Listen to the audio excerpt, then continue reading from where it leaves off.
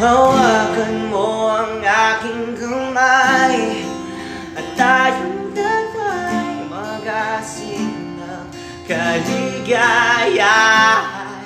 Bitawan mo ng salita, ako ay handa nang tumapak sa lupa.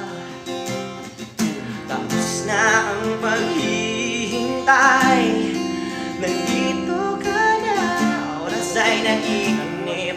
Magdahan-dahan, sinasamsam bawat kunita, na para bang tayo'y di natatandahan. Gayang lu'y nasa huli, sambit na ng iyong mga labi. Parang isang panaginip, ang muling mapagbigyan. Tayo'y muling magkasama, ang dati ay baliwala. Hello mga kaparmlat, ay nandito po tayo ngayon sa Barangay Ipil, Calawag, Quezon, kung saan may binibisita tayong fish pond. Ayan, napakaganda mga kaparmlat. Ayan. Ready to use to mga kaparmlat. Walang sira. Tapos ang ganda ng pilapil niya, makikita nyo naman. Ayan. Diba? So, ito yung part na malinis na. So yung part na yon hanggang dun pa tayo, yun po yung may mga tabasin pa. Yan. Pero ang good thing dito mga kaparmlat, sementado yung prinsa nito. Magpagawa ka lang ng ganyang prinsa mga kaparmlat, mahal na. Aabutin niya ng mga, sa ngayon kung magpapagawa ka niyang prinsa na yan, pupuntahan natin mga kaparmlat. Estimated yan siguro mga 250,000 magagastos yung ganyang kalaking prinsa. Tapos yung pagdevelop pa ng mga pilapil, ang ganda pa naman ng pilapil mga kaparmlat. Ayan. Mamaya sisilipin natin. Ayan. Inabutan tayo ng ambon. Ayan. Ang ganda nito.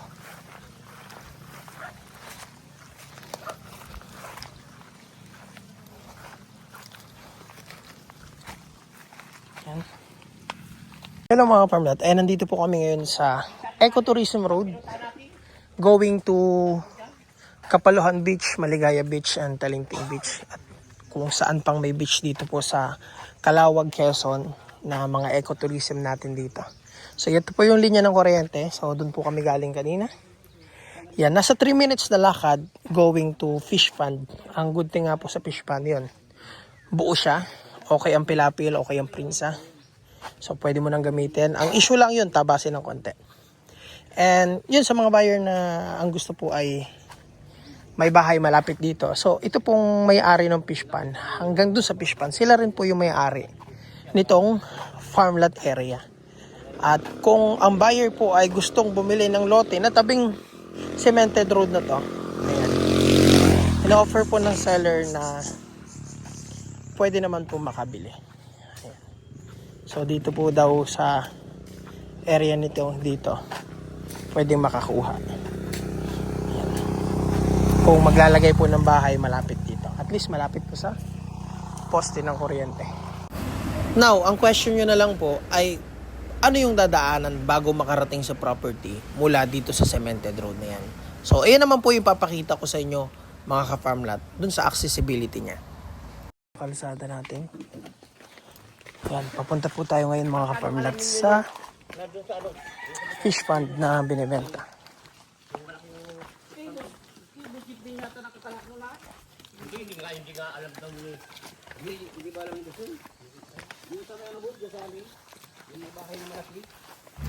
Ayan, mula sa taas mga farmlat sa kalsada, pababa po itong daan papunta doon sa fish pond. Nasa 3 minutes ko pong nilakad dito. So kung ang bibili po nito is mga oldies na, so palagyan nyo na lang po ng hagdan or hawakan yung daanan pababa. Ano po. Pero kung kayo ay ang edad nyo po ay 60 plus na, I suggest wag nyo na po itong kunin. Kung 40, 50 kayo, pwede pa to. Lagyan nyo na lang na hagdan pababa po. So sa right of way, wala po tayong problema mga farmlat. Dahil yung mismong may-ari nitong farmlat na nilalakaran natin hanggang sa kalsada ay yun din pong may-ari ng fish pond. Yung kasama po natin sa tripping, yun po yung anak ng seller, and then yung dalawa ay locator po yan. Yan sila po yung nag-alok sa akin ng property. Yan, may source po ng tubig dito. Kung magdi-deep well po kayo, ayan. Napakababaw lang nung pagkukunan ng tubig. So yung property po, pwede kayo mag-pump doon, papunta doon sa fish pond.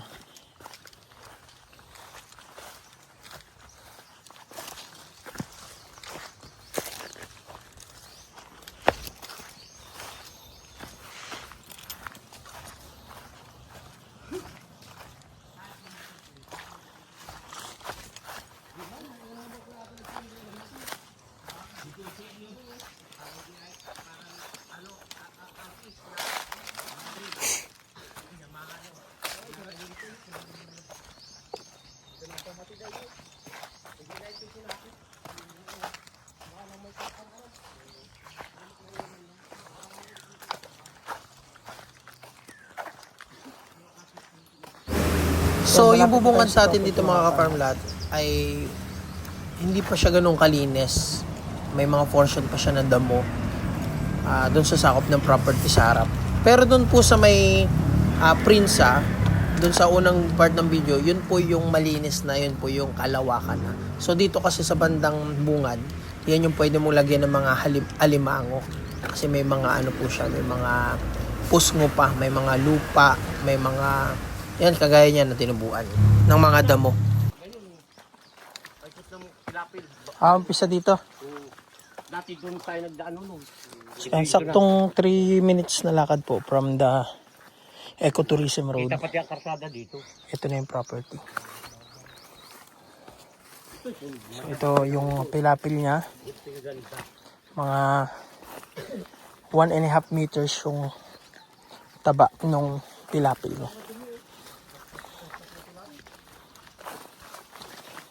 Ayan.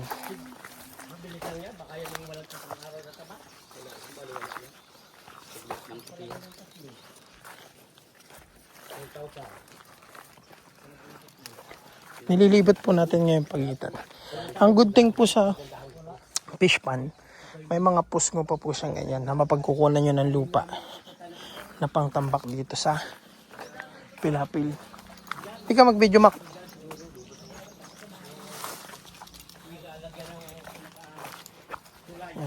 So, nung bumungad to sa akin mga kapamlat, medyo dismayado tayo kasi nga sa harap niya, ito yung madadatnan natin. Pero yan po ay linisin lang. Pero nung nakarating po ako sa dulo ng property doon sa may prinsa, napakaganda pala. Ito? Isa rin sa nagustuhan ko dito mga ka-farmlat, kung makikita nyo yung right side, ano po, sakop pa rin yan pero hindi na yan sinakop as fish pond. Kasi kung makikita nyo sa paglalakad natin, yung left side, yan po yung fish pond, yung right side, yan po yung waterway na. Para yung tubig ulan, yung tubig baha, hindi pumunta dun sa fish pond para hindi maapektuhan yung mga ilalagay niyong alimango, hipon, or isda po dyan sa fish pond. Tabasin lang po ito, mga kapamilya. So, safe siya sa tubig ulan, tubig baha na nagkokos ng pagkalugi ng mga nagpuput up ng fish pond. Siguro kung papatabas nyo ito mga ka-farmlat, gagastos po kayo ng mga 20,000 siguro hanggang 25,000 sa pagpapalinis po nitong mga ayan, mga bagong tubong damo-damo or puno-puno. Ano po? Kasi nilinisan na po yan, bagong tubo lang po yan. Hindi siya watch outing. Ayan. Pero kung tutusin nito kaya tol, kung talagang babakuin nito, saglit lang ito. Ay, ganda ng bana ni dito. Bana niya.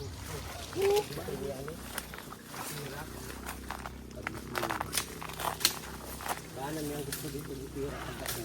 Bana ito. Ay, ito pag natabasan. So, kumpleto po itong video natin. Lahat ng pilapil dinaanan natin, paikot yung fish pan na yan. Kaya wala pong maitatago dyan. Kung anong itsurang madadatnan nyo pagpunta dyan, yan po yung itsura ngayon.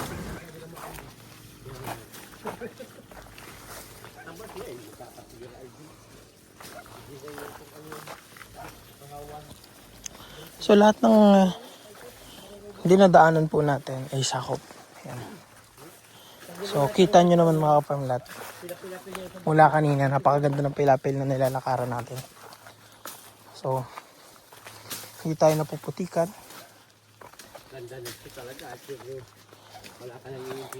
Parang bagong gawa lang yung pilapil niya. Ang ganda niyan. Ganda. So, ito na yung part na walang tabasin. Ayan.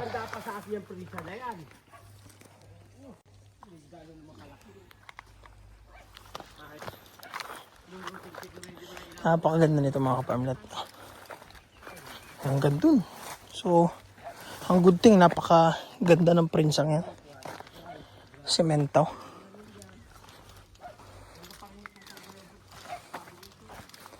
Yan. Napakaganda ng pilapil.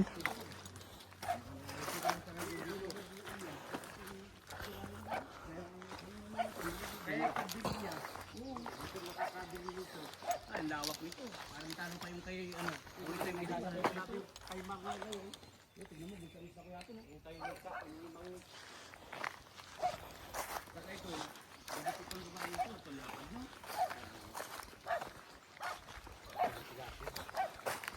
Pwede lang gagawin nga ito. Ito na ito.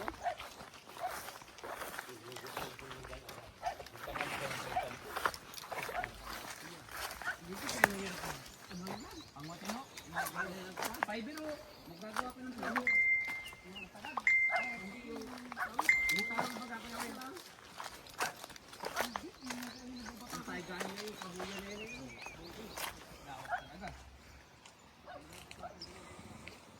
Napakaganda ng pilapil mga farmlat. So continuous tayo. Binivideo natin yung pilapil natin. Ayan. Napakaganda ng pilapil dyan.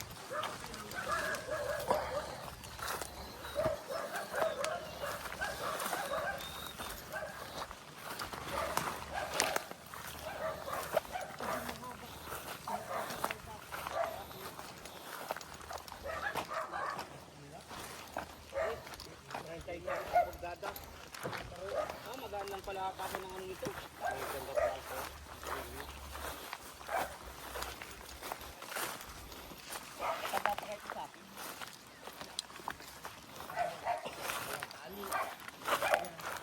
Ganda.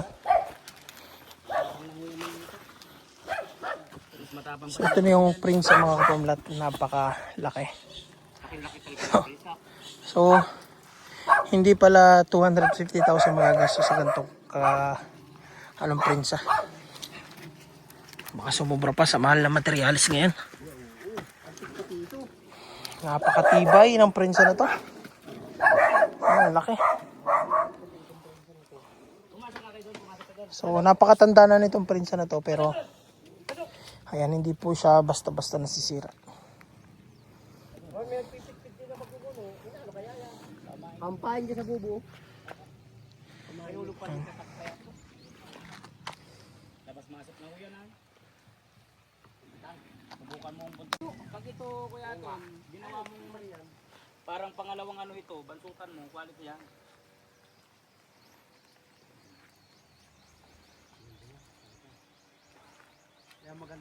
Gusto lang naman natin tinakbo.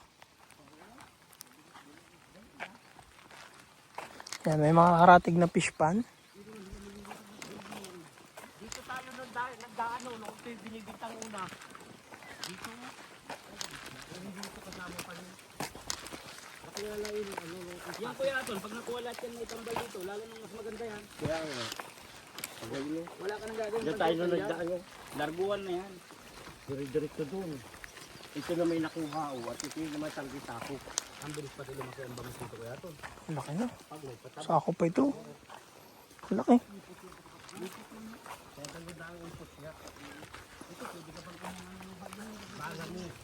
Hindi,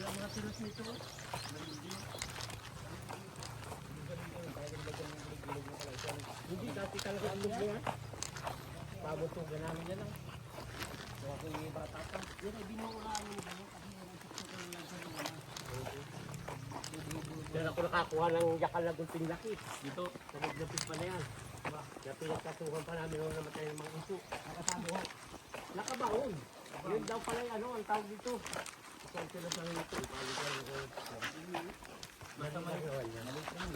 Wala na dyan ibang tilas ano.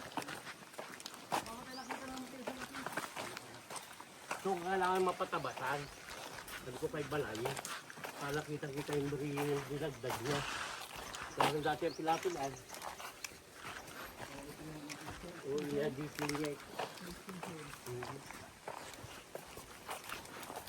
dati nung unang namin tuwan ito, nandun kami nagdaan kabila ng kabila. Dito.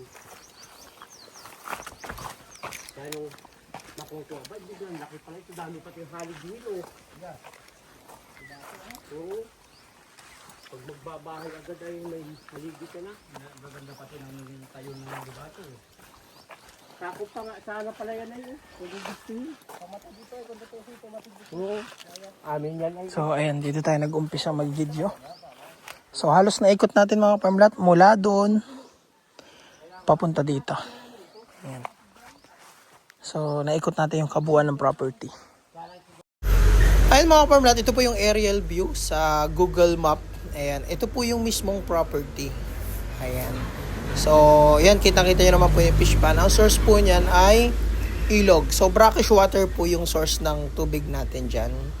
Ano, so, yan po ay 1.5 hectares mga ka-farmlat na fish pan. Ayan. So, makikita nyo rin mga ka-farmlat yung ayan, ito po yung ecotourism road. So, dyan po tayo nagmula. Yung daan na yan, papunta dun sa property. Ayan. So, nasa 3 minutes na lakad po yan. Mula dyan. Tas, yan. Yan. Yan pong bahay na yan. Dyan tayo nag-umpisa maglakad papunta dyan sa fish pan. Ang good thing nga po nito mga ka-farmlat, yung property po ay malapit po sa mga beach na dinadayo po dito sa bayan po ng Calawag, Quezon. Andyan po ang Barangay Kapaluhan, Kapaluhan White Sand Beach po. Ayan. Maligaya Beach Resort, Laing-Laingan Beach Resort, at Yang Pulong Pasig Sunbar po sa bayan po ng Calawag. Kaya pag nandun na kayo sa property, ayan. So may mga choices kayo na beach na pwedeng puntahan. Once na napili nyong bilhin po yun as a retirement or libangan or bakasyonan lang. Ano pa? So yan mga farmlat. Yan po yung kulay dilaw, yan po yung provincial highway natin. Yan. I mean National Highway going to Manila, Bicol. And pag pupunta po sa property, ang landmark po natin, yan pong Our Lady of Fatima Parish Church. Ano po? So mga 30 minutes drive po yan mula sa National Highway going to property. Ano po? Ecotourism road naman po yung nadaanan. May portion ng rock road, may cemented. Yun po. So ayan mga ka-farmlat, maraming salamat po.